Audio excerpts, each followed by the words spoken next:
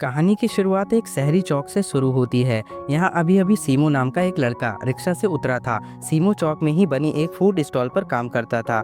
इसी स्टॉल में माया नाम की लड़की भी काम करती थी। सीमो माया के पास आकर कहता है कि तुम्हारी शिफ्ट पूरी हो चुकी है, इसलिए अब तुम घर जा सकती हो। उसकी बात सुनकर माया अंदर चली जाती है और इसी बीच सीमो की नज़र अपनी पड़ोसन पर पड़ती है। सीमो की पड़ोसन का नाम रोज था, जो स्टॉल के सामने वाली इमारत में अकेली रहती थी। माया सीमो को उसकी तरफ देखते देखकर कहती है कि मैंने सुना है रोज एक बदचलन प्यासी लड़की है जो पैसे लेकर बंदों की आग बुझाती है। तुम्हें ऐसी लड़कियों से दूर रहना चाहिए और अपने काम पर ध्यान देना चाहिए। सीमो को ज्ञान देकर माया चली जाती है। सीमो ने उसकी किसी बात पर ध्यान नहीं दिया था, बल्कि वो फोन निकालकर रोज की तस्वीरें लेने लगा। रोज सीमो की तरफ देखती भी नहीं थी और जल्दी ही वो भी अंदर चली जाती है। कुछ देर बाद सीमो पैसे संभाल रहा था। बिल के पैसे स्टॉल के गले में जाते थे, लेकिन टिप में जो पैसे मिलते थे वो सीमो के होते थे। इस फूड स्टॉल का मालिक कोई दूसरा बंदा था। सीमो और माया यहाँ सिर्फ काम करते थे, जिसके बदले में दोनों को थोड़ी सी सैलरी और टिप के पैसे मिल जाते थे। थोड़ी देर बाद सीमो फोन चला रहा था और इसी बीच रोज उसके पास आकर कहती है कि मैं मीट मसाला खाना चाहती हूँ। रोज की बात सुनकर सीमो जल्दी जल्दी मीट मसाला बनाने लगा। वो गलती से मीट नीचे गिरा देता है और फिर रोज से माफी मांगने लगता है। रोज उसे कुछ नहीं कहती, बल्कि उसके पास आकर उसे चूमने लगती है। वैसे ये सब सीमो का सपना था और उसका सपना हार्बी नाम का बंदा आकर तोड़ता है। हार्बी सीमो को ऑर्डर देकर एक जगह बैठ जाता है, जिसके बाद सीमो उसका ऑर्डर तैयार करने लग जाता है। हार्बी अक्सर ही रोज के घर जाता था और ये बात सीमो अच्छी तरह जानता था। देर रात को सीमो एक ऑर्डर देने जा रहा था और इसी बीच उसे उसके पिता का फोन आता है। उसके पिता को कुछ पैसों की जरूरत थी। सीमो के पास ज्यादा पैसे नहीं थे, इसलिए वो अपने पिता की मदद नहीं कर सकता था। फोन काटने के बाद वो अपनी सेविंग के पैसे देखने लगा और इसी बीच एक बंदी उसके पास आती है। सीमो के थोड़े से पैसे देखकर वो उससे पूछती है, क्या तुम पैसे कमाना चाहते हो? सीमो एक अच्छे कॉलेज में पढ़ना चाहता था और उसके हाँ बोलते ही बंदी उसे एक गली में लाती है और फिर अपने मुंह से उसका पानी निकालने लगती है। पानी निकालने के बाद सीमो को पैसे देती है और फिर वहाँ से चली जाती है। बंदी ने सीमो को थोड़े से पैसे ही दिए थे, क्योंकि उसे सीमो के साथ मज़ा नहीं आया था। अगली सुबह सीमो की शिफ्ट खत्म हो गई थी और माया की शिफ्ट शुरू हो गई थी। माया सीमो का हालचाल पूछ रही थी, लेकिन सीमो का ध्यान उसकी बातों पर नहीं था, बल्कि उसकी नज़र नीचे गिरे बैग पर पड़ गई थी। सीमो बैग उठाकर देख तो उसे उसमें नशा नजर आता है। सीमो को लगा कि ये बैग उसे हाबी का होगा, जो कल रात ऑर्डर लेकर आया था, जो अक्सर ही रोज के घर आता जाता है।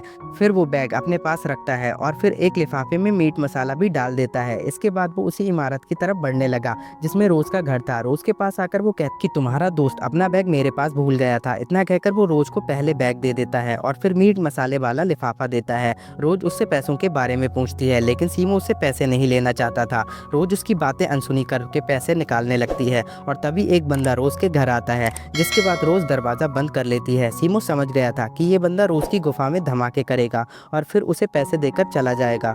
कुछ देर बाद रात हो गई थी। माया की शिफ्ट खत्म हो गई थी और सीमो की शिफ्ट शुरू हो गई थी। माया अपने घर जाने ही वाली थी और इसी बीच उनके पास रोज आती है। वो सीमा को पैसे देकर कहती है कि ये मीट मसाले के पैसे हैं। सीमो अभी भी पैसे लेना नहीं चाहता था। माया दोनों को छोड़कर चली जाती है, जिसके बाद रोज सीमो से कहती है कि मुझे मीट मसाला बहुत अच्छा लगा, मैं उसे फिर से खाना चाहूँगी, लेकिन इस बार तुम्हें पैसे लेने होंगे। इतना कहकर सीमो को पैसे दे देती है और सीमो उसके लिए मीट मसाला बनाने लगता है। जल्दी ही वो मीट तैयार कर रोज के सामने परोस देता है। रोज को मीट बेहद अच्छा लगा था। सीमो उसके बदन पर जख्म देखकर उससे पूछता है कि तुम्हें क्या हुआ है। रोज उसे बताती है कि मैं पैसे कमाकर जापान जाना चाहती हूँ, मुझे कोई काम नहीं आता, इसलिए मैं अपनी गुफा बेचकर पैसे कमाती हूँ। मेरे पास ऐसे कई बंदे आते हैं जो पानी निकालते वक्त मारपीट भी करते हैं। उसकी बातें सुनकर सीमा को उन बंदों पर गुस्सा आने लगा जो रोज के साथ मारपीट करते थे। इसी बीच रोज को एक फोन आता है, जिसके बाद वो वहां से चली जाती है। अगली सुबह माया की शिफ्ट शुरू हो गई थी, लेकिन सीमो ने अभी तक स्टॉल नहीं खोली थी। माया उससे स्टॉल ना खोलने का कारण पूछती है,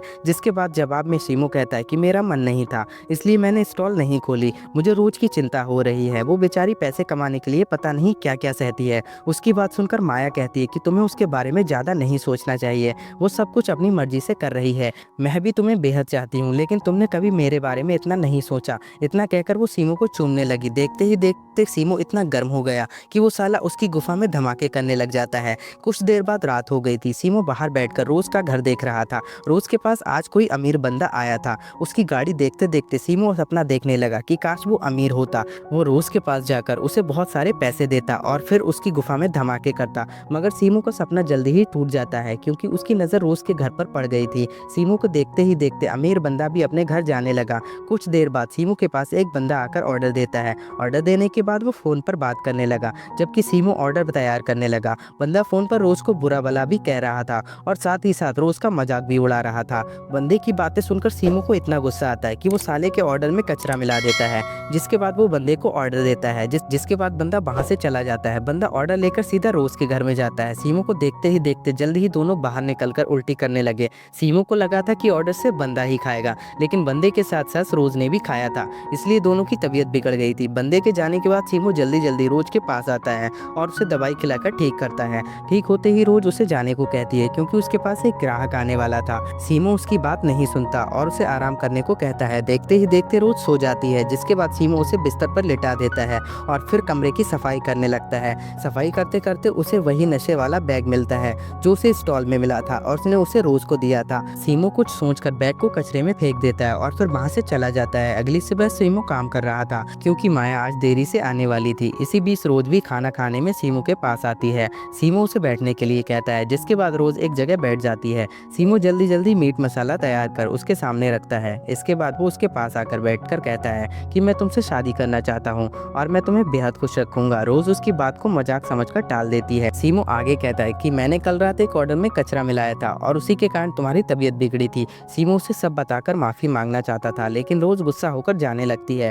सीमो उसे रोकने की काफ़ी कोशिश करता है, लेकिन रोज़ गुस्से में आकर कहती है कि साले तेरी वजह से मेरा एक ग्राहक भाग गया, मुझे पैसों की बहुत ज़रूरत है और तुमने मेरा नुकसान कर दिया। सीमो को बुरा भला कहकर वो तो चली जाती है, जबकि सीमो चुपचाप खड़ा उसे देखता रहा। कुछ देर बाद सीमो अपने सेविंग के पैसे लेकर सीधा रोज़ के पास आता है और कहता है कि मैं तुमसे प्यार करता हूँ, लेकिन तुम्हें तो सिर्फ पैसों से प्यार है। इतना कहकर वो उस पर पैसे फेंकता है। रोज़ चुपचाप पैसे उठाने लगी और पैसे उठाने के बाद वो सीमो का पानी निकालने लगी। रोज़ को हर हाल में पैसे चाहिए थे, इसलिए वो सीमो के सारे पैसे रख लेती है।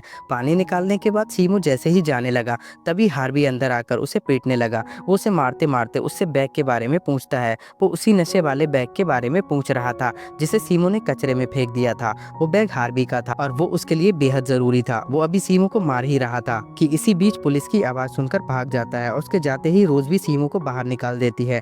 सीमो जैसे ही बाहर आता है तो उसकी नज़र जख्मी माया पर पड़ती है। हार्वी ने उससे बैग के बारे में पूछताछ की थी और गुस्से में आकर उसे माया को जख्मी कर दिया था। देखते ही देखते एक एम्बुलेंस आकर माया को अस्पताल में ले जाती है। माया को जख्मी देखकर सीमो रोने लगा, लेकिन रोज़ को उस पर जरा भी तरस नहीं आ रहा था क्योंकि वो उससे प्यार नहीं करती थी। कुछ दिनों बाद रोज़ एक बंदे की गाड़ी में बैठकर हमेशा हमेशा के लिए चली जाती है। माया बिल्कुल ठीक थी। वो सीमो के पास आकर कहती है कि तुमने मेरे प्यार की कदर नहीं की, इसलिए मैं हमेशा हमेशा के लिए अपने गाँव जा रही हूँ। इतना कहकर वो सीमो को एक तोहफा दे देती है और फिर उसे छोड़कर चली जाती है। इसी के साथ इस कहानी का एंड हो जाता है। आई होप आपको एक्सप्लेनेशन अच्छा लगा होगा। अगर आपको वीडियो पसंद आया तो प्लीज़ इसे लाइक कर दीजिए और चैनल को सब्सक्राइब कर लीजिए। मैं मिलता हूँ आपसे अगले वीडियो में।